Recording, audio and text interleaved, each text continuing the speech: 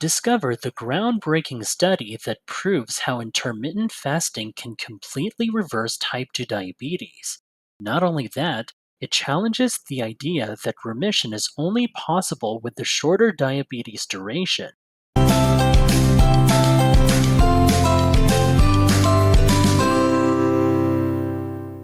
Before we get to the study, which was published in the Journal of the Endocrinology and Metabolism, we need a little context so we can understand the common thread between type 2 diabetes, metabolic health, and intermittent fasting. Tell us in the comments section if you have heard this story before.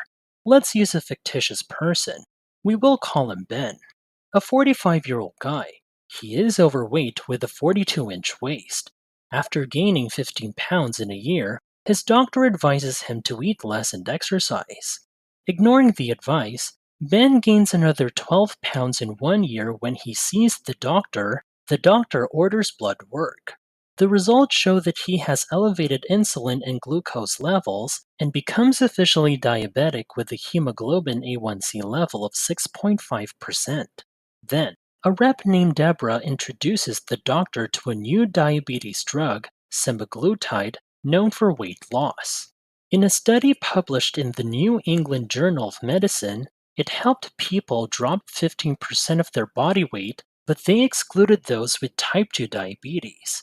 Despite this, the drug showed improvements in waist size, blood pressure, and A1C levels. It seemed safe, causing only minor side effects. But the study was short and didn't include people with type 2 diabetes. Interesting. Why is it a big deal that these study participants were overweight or obese but didn't have type 2 diabetes? Well, many people think you get sick because you gain weight. But, surprise, 80% of the time, it's the other way around. First, you get sick from a metabolic standpoint, and then you put on the extra pounds. Believe it or not, 20 out of 100 obese folks are actually metabolically healthy. We call this MHO or metabolically healthy obesity. These people, despite being overweight, are generally healthy. They have regular lifespans and normal length telomeres. They carry extra fat under their skin, but not in places where it shouldn't be, like in their liver cells. Plus, their metabolic function is normal, and their insulin levels are low. So, it's not just about the weight on the outside, but what's happening inside that really matters. Being metabolically unhealthy is called metabolic syndrome. It happens when your body stores energy in the wrong places, like muscles and the liver, instead of where it should: fat cells, muscles, and the liver. Fat cells store extra energy as fat, and muscles, liver store it as glycogen, a form of glucose. The tricky part? If fat is stored outside of fat cells, in muscles, liver, or pancreas, it's called ectopic fat, and it messes things up. For 80% of overweight or obese folks who are metabolically unhealthy, they got sick first. High insulin levels led to insulin resistance, making them gain weight. Even if most cells resisted insulin, fat cells still stored more energy, making them bigger. Now, what if you're not overweight? Being thin doesn't mean you're automatically healthy. Some thin people have TOFI, What do you mean? What do you mean? thin outside, fat inside. Okay. Surprisingly, 40% of normal weight people have metabolic issues like insulin resistance and high insulin levels. Even though not obese, their fat cells might resist insulin, and we're still figuring out why. Let's talk about where extra energy goes. It ends up as ectopic fat in organs like the liver, muscles, and sometimes the pancreas. People who received semaglutide in a study were likely metabolically healthy despite being overweight or obese. But remember, you can't always tell if someone is healthy by just looking at them. Now, back to Ben. Whether he gets semaglutide or another drug for type 2 diabetes, it doesn't fix the real issue: eating too much unhealthy food. Processed foods with added sugar and refined carbs lead to high insulin levels and resistance. Exercise helps by boosting AMP kinase, improving insulin sensitivity. Intermittent fasting does the same. Both activities help cells repair and refresh mitochondria, vital for overall health. So, whether you're moving or fasting, it's about keeping those mitochondria healthy. Coming up, we'll unravel the results of a recent study involving 72 individuals battling type 2 diabetes. Stay tuned for the revealing details. Intermittent fasting helps folks with type 2 diabetes. Normally, when insulin connects to its receptor on a cell, it tells the cell to move glucose inside. That glucose is used to make energy, ATP, in the mitochondria. But in type 2 diabetes, insulin can't do its job well because blood glucose levels are too high.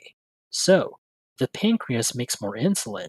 People with type 2 diabetes end up with lots of insulin in their blood. Now, here's the good part. Recent studies show that intermittent fasting is great at making cells respond better to insulin. This means it makes cells more sensitive to insulin, reducing the risk of diabetes and even reversing type 2 diabetes in some cases.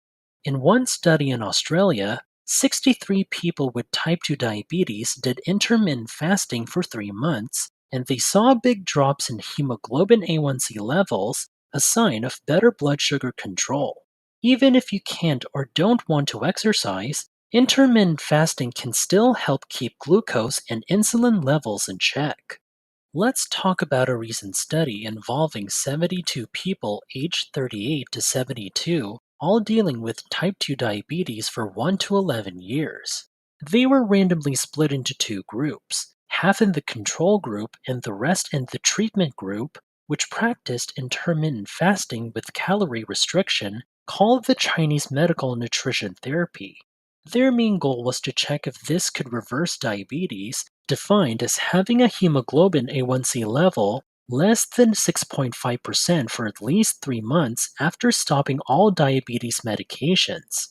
They also looked at other things like hemoglobin A1C levels, fasting glucose levels, blood pressure, weight loss, and quality of life. After the study, they kept an eye on the participants for 12 months to see if the diabetes remission stuck around. Now, let's find out what the results reveal. In the study, almost half of the people doing intermittent fasting achieved diabetes remission, while only one person in the control group did. The folks in the fasting group lost more weight, and after a year, almost half of them were still in remission with lower medication cost. Here's the kicker.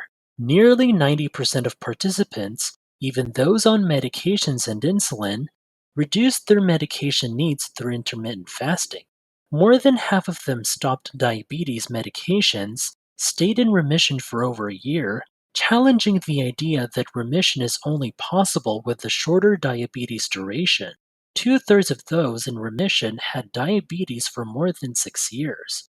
It all comes down to making choices that lower insulin levels and improve sensitivity.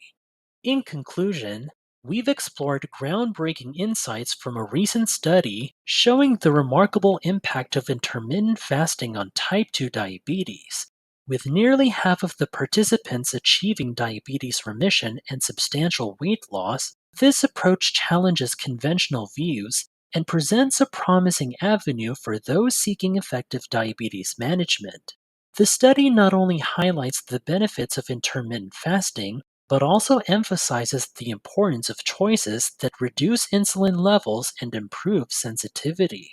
If you found this information valuable, don't forget to give it a thumbs up, subscribe for more insightful content, and hit the notification bell to stay updated. Thanks for joining us, and as always, we wish you the best in your diabetes recovery.